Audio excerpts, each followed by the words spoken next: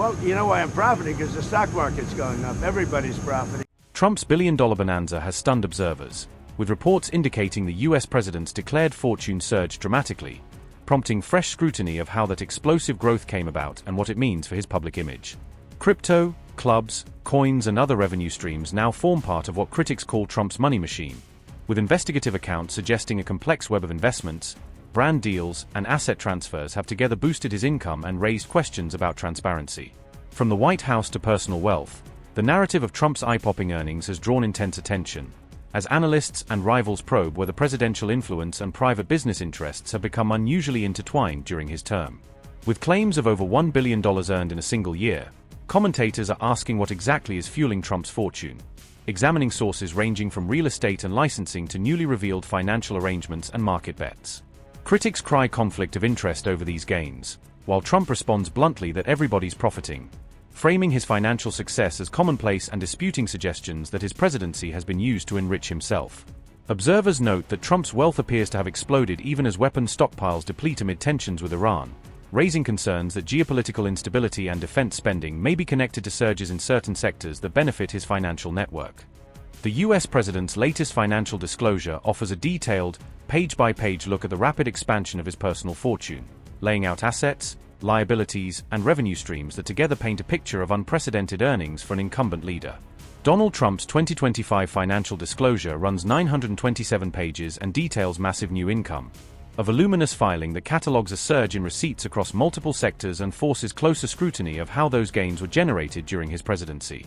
The filing shows Trump earned billions through cryptocurrency, real estate, and licensing deals, attributing a large portion of his windfall to a mix of high-risk digital assets, property revenues, and lucrative brand partnerships. The report states the US president netted over $526 million from World Liberty Financial crypto tokens, a single line item that represents a strikingly large crypto payout and a central element of his reported windfall. He holds other cryptocurrency investments worth millions, according to the filing, indicating a broader, diversified exposure to digital assets beyond the headline token that significantly boosted his reported income. Lago reported $77 million in resort revenue, up from about $50 million last year, marking a substantial year-over-year increase in the president's flagship property earnings that contributed meaningfully to his overall haul. Trump also earned major royalties through brand licensing agreements, collecting recurring payments from companies that use his name or image as part of commercial ventures across sectors. One licensing deal with Celebration Coins paid Trump $635 million in royalties, an extraordinary single-deal windfall that accounts for a substantial slice of the total royalties disclosed in the filing. Trump also received $4.7 million for Trump watches and $67,634 from sales of sneakers and fragrances, modest but notable revenue streams that demonstrate the breadth of his branded merchandise income.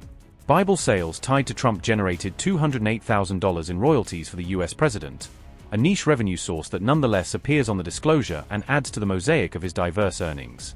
The disclosure shows an unprecedented level of profit-making by a sitting president, raising novel ethical and legal questions about the scale and sources of private income while holding public office.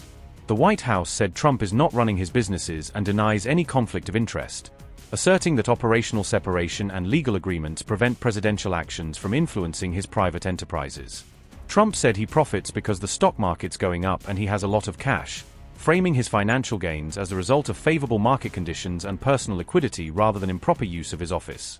I don't get involved in my personal. We have funds that run my money account, but they take it. And I never speak to any of the people that run the money, but they're at big institutions and they invest in whatever they invest. Well, you know why I'm profiting? Because the stock market's going up. Everybody's profiting. If you have a 401. Reportedly, Trump also pushed policies that could benefit crypto firms and his own stakes.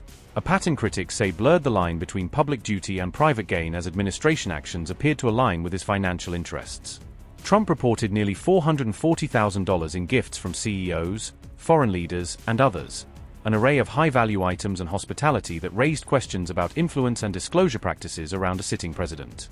The reported gifts include a $250,000 statue, Super Bowl and UFC tickets, and World Cup seats, luxury items, and experiences that underscore the extraordinary scale and variety of favors received by the president.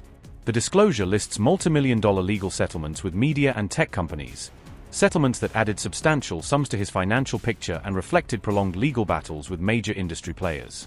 Some payouts from ABC, CBS, and Meta were donated to the Trump Presidential Library, a choice that transferred corporate settlement proceeds into an institution associated with the president rather than into his private accounts. A $22 million settlement from YouTube went to the Trust for the National Mall, a large donation reported to have been routed to a public trust structure instead of remaining in the president's personal holdings. Trump also reported extensive stock trading, including transactions in firms that were actively lobbying his administration, a disclosure that intensified scrutiny over potential conflicts between his investment activity and policymaking.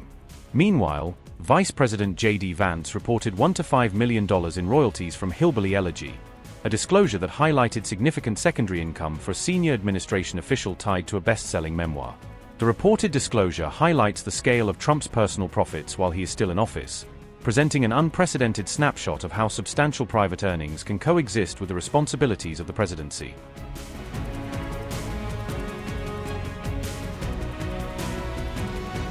Four months of war with Iran have cost the typical U.S. household about $1,000 so far, according to estimates from Moody's Analytics chief economist Mark Zandi. Zandi outlined the war's growing economic toll in a recent op-ed, breaking down how higher energy and travel costs, plus military spending and interest rates, feed into that figure.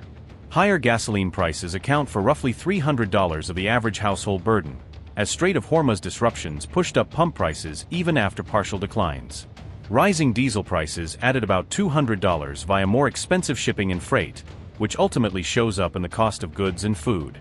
More expensive air travel has imposed an estimated $100 hit, with jet fuel costs driving airlines to raise fares on passengers, and additional U.S. military spending added about $250 per household. Notably, he warns that higher borrowing costs could tack on another $150 if the Federal Reserve responds to war-driven inflation by raising interest rates. Zandi says the economic impact of the Iran war will linger despite the ceasefire, because key channels like energy, shipping, and insurance will not normalize quickly. Insurance costs for tankers in the Strait of Hormuz are expected to remain elevated, reflecting the ongoing risk that Iran could disrupt traffic again. Additionally, any future Iranian transit fees on ships passing through Hormuz would keep energy prices under upward pressure, further stretching household budgets.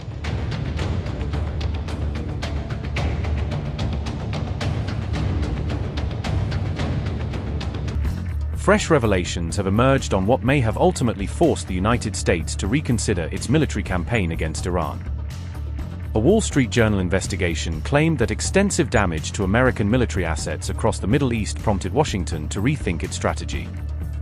Iran's retaliatory strikes are reportedly burning an increasingly large hole in the Pentagon's military budget. Back in May, the Pentagon estimated the total cost of the conflict with Iran at approximately $29 billion. However, according to the Wall Street Journal, that estimate did not include the damage inflicted on American military bases. A June 23 report by CISS estimated that the overall cost of the U.S. campaign against Iran could eventually reach a staggering $40 billion. Rebuilding damaged military facilities across the Gulf could reportedly add another estimated $400 million to the overall bill. How U.S. is plotting a revamp. Bahrain. Base upgrades are reportedly under active consideration following recent damage. Kuwait and Saudi Arabia. The United States is reportedly weighing a reduction in its military footprint. Base relocation. Some operational functions could be shifted farther west for greater protection. Infrastructure changes. Several damaged facilities may reportedly never be rebuilt in their current locations. Command centers, key command and control hubs could eventually be relocated underground. New strategy. The Pentagon is reportedly planning to disperse military assets across the wider region. Possible future hub. Israel is reportedly among the locations being considered for expanded military functions.